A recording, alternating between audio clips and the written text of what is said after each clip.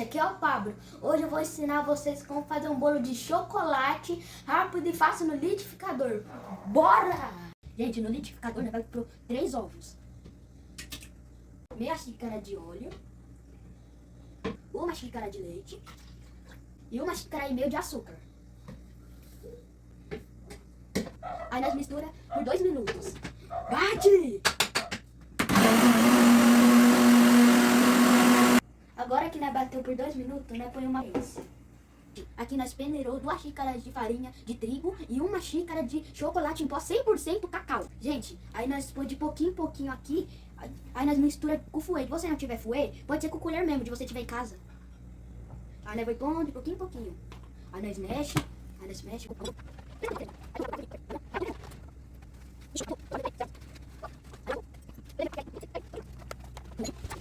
Ou se você tiver também aqueles negócios que gira aqui, ó, pode ser também.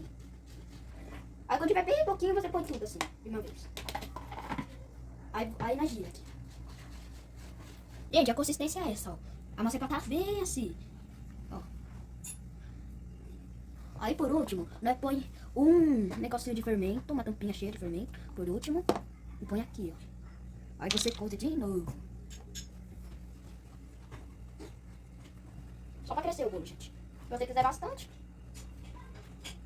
Agora vai pôr na forma untada com manteiga e farinha.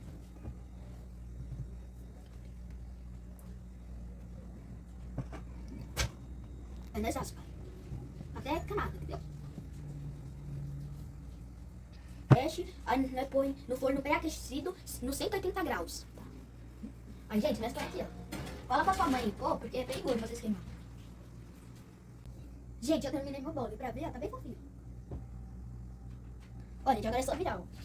Você pega isso daqui, ó. Tu põe assim, pega assim e põe assim. Agora nós vira pro outro lado.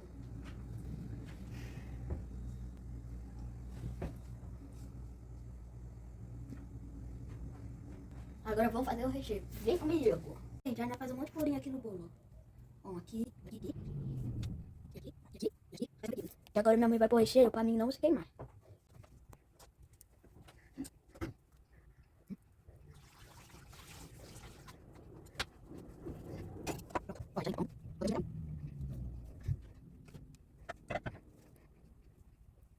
Agora tá pronto, gente. Agora é só comer, né? Agora é só cortar, ó.